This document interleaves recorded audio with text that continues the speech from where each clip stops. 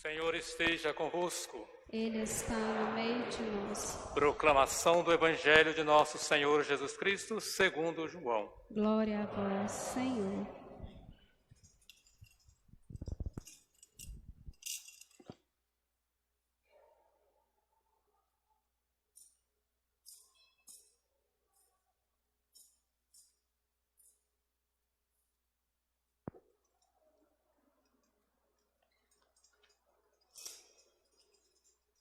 Antes da festa da Páscoa, Jesus sabia que tinha chegado a sua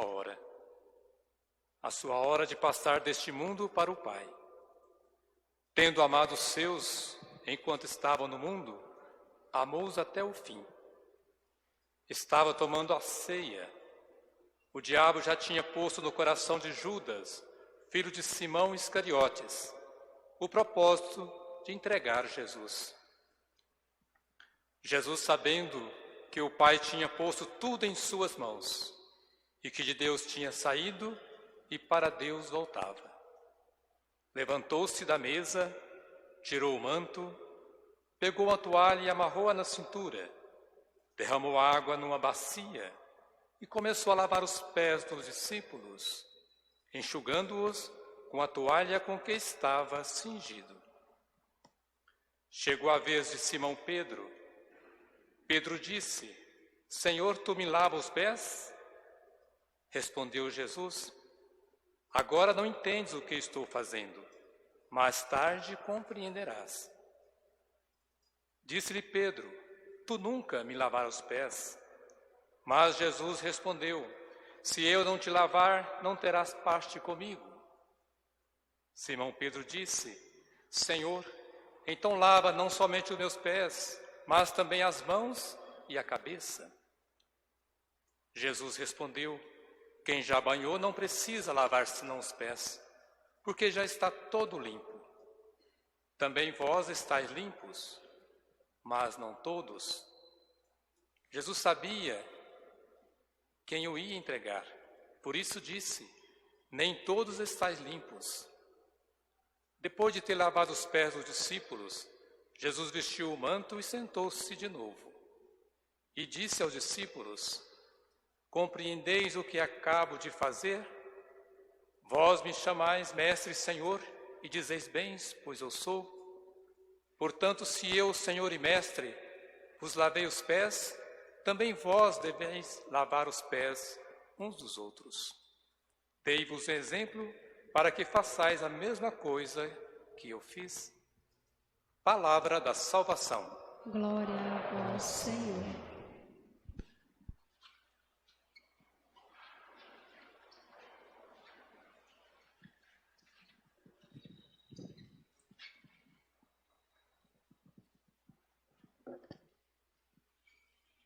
Caríssimos irmãos, caríssimas irmãs, você também que nos acompanha por nosso canal no YouTube ou pelo Facebook. No princípio era o ato de passagem, como nos diz a primeira leitura, passagem a pé enxuto pelo Mar Vermelho, saída do Egito, libertação da escravidão, do poder do faraó.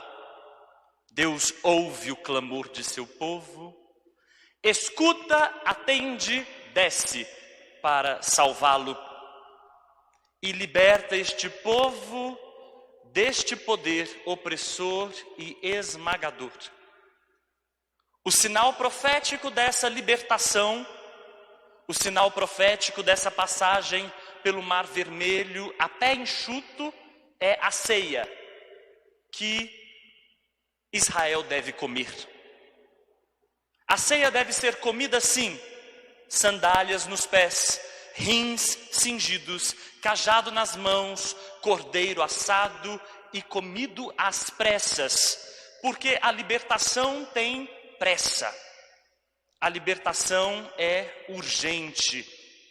Deus quer salvar, e quer salvar não só do faraó do Egito, mas de todos os faraós que seguem escravizando.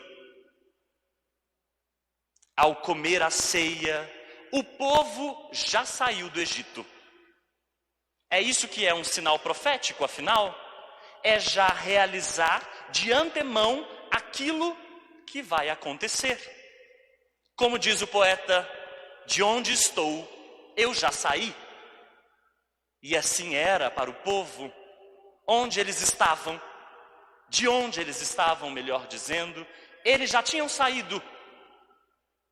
Até que então pudesse se dar aquele sinal maravilhoso, o sinal de sair de fato e definitivamente do Egito. Em toda Páscoa, os judeus se reúnem. O filho pergunta ao pai: Pai, o que esta noite tem de diferente? E o pai lhe responde: esta é a noite em que celebramos o dia que fomos escravos no Egito, mas o Senhor nos arrancou de lá com seu braço forte, libertou-nos. Essa rememoração, a celebração que é fazer memória, faz algo no povo, na vida do povo. Primeiro, quem lembra a sua história não a repete. Quem esquece a história está condenado a repetir os seus erros históricos. Segundo, este povo recorda que foi estrangeiro e sofreu o peso duro da opressão, portanto, ele deve ser um sinal de libertação para os outros. Jamais deverá repetir aquilo que aconteceu consigo. Realizar a Páscoa faz algo na vida do povo. Relembra que eles foram escravos e continua processando no coração deles a liberdade.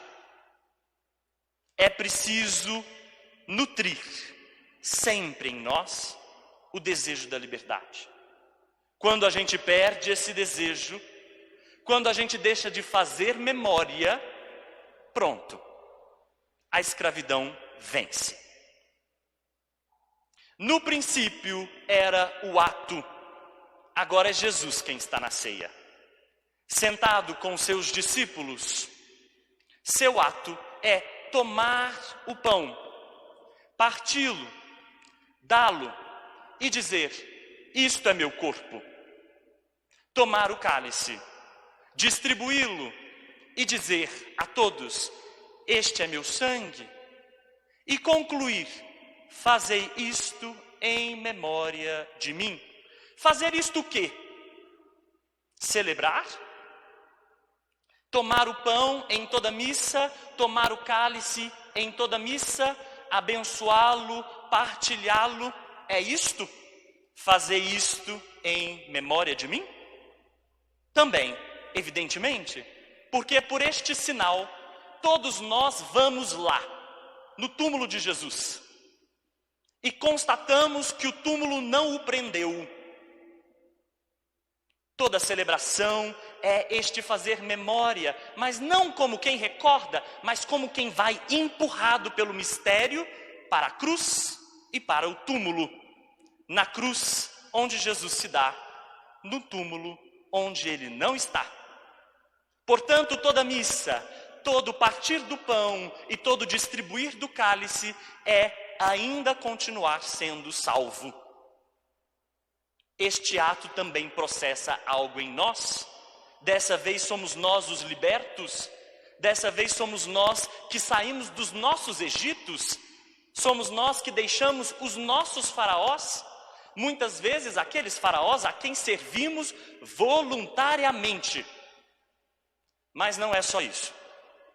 Fazer isto em memória de mim é dar o próprio corpo, dar a própria vida. Fazer isto em memória de mim é doar, entregar-se como Cristo na cruz que derrama o seu sangue. Sangue é sinal de vida doada. Para o judeu, sangue significa isso, vida pulsante. Sangue derramado é vida pulsante derramada. Fazer isto em memória de mim não é tomar o pão e tomar o cálice como quem repete uma cena, isso é teatro. É tomar o pão e tomar o cálice para viver Jesus Cristo, alimentar-se dele e tornar-se Cristo. Não é à toa que a missa, a nossa liturgia, muito sabiamente pede o Espírito sobre o pão, pede o Espírito sobre o vinho, e depois acrescenta que o Espírito desce também sobre nós e nos faz corpo de Cristo. Nós somos o corpo de Cristo que come o corpo de Cristo. Nós comemos o mistério que celebramos.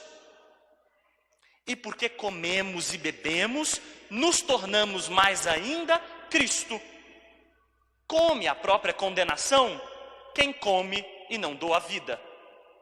Bebe a própria condenação quem bebe do sangue, mas não se entrega, não serve, não ama.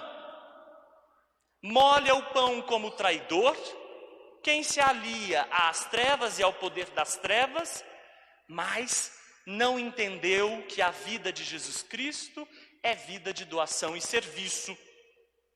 Nós comemos a doação e o serviço. No budismo disse: se encontrares um Buda, mata-o.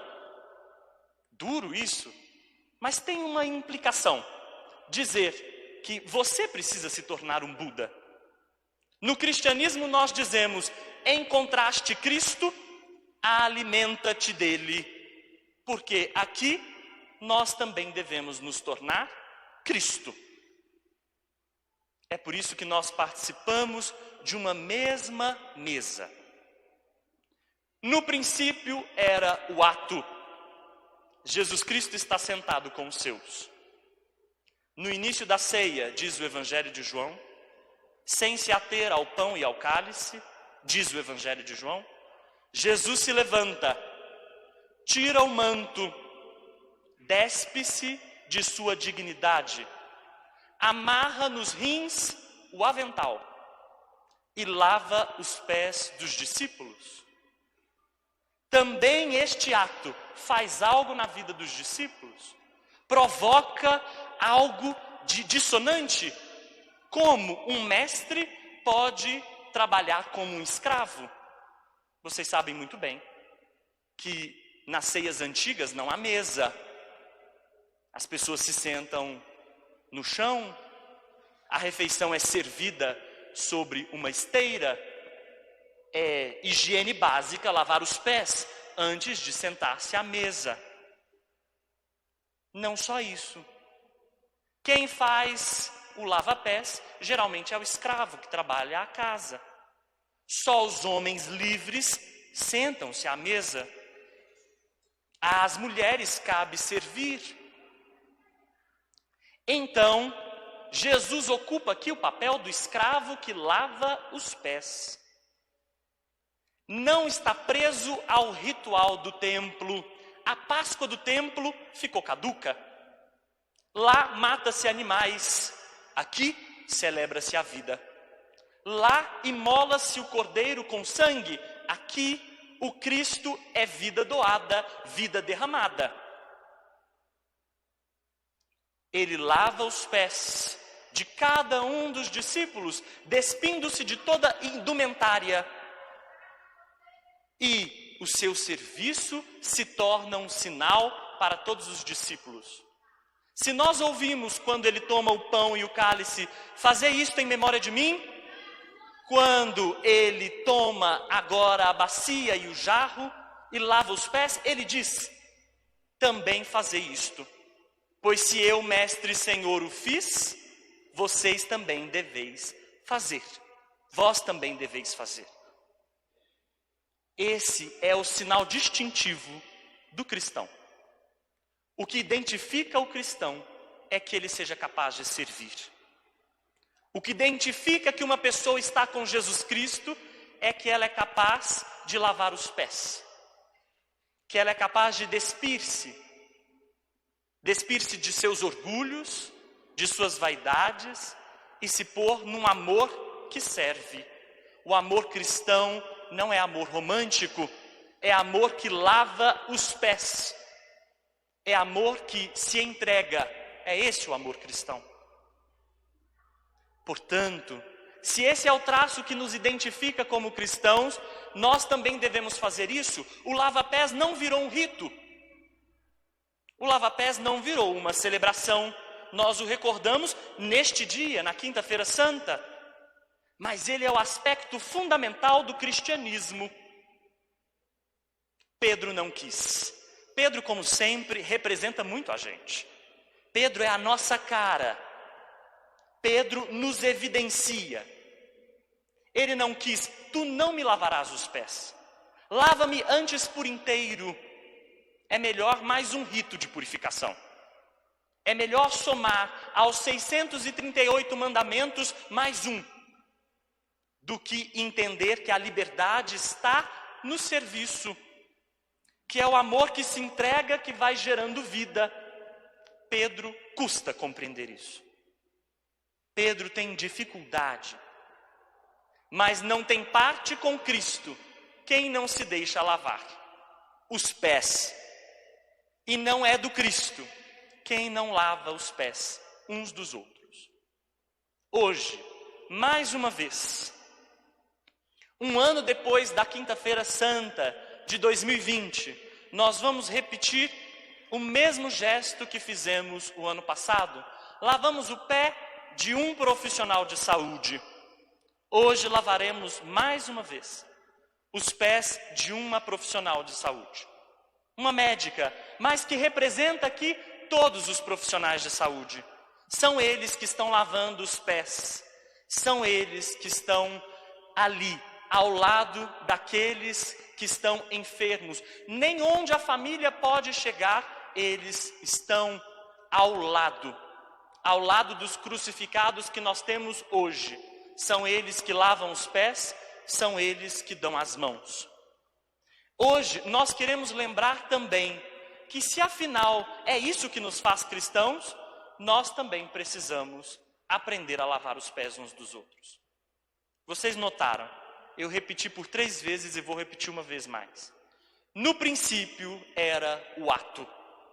Ora, vocês já devem ter ouvido essa frase de outro jeito. No princípio era o verbo. O verbo é o Cristo que se faz carne. Mas com a salvação do Cristo, nós somos recriados. Nós somos refeitos. Nasce a nova criatura. É um novo início, um novo princípio. No princípio está o ato. O ato é a doação da vida. É ela que faz nascer coisas novas. Quando nós formos capazes da doação da vida, novas serão todas as coisas.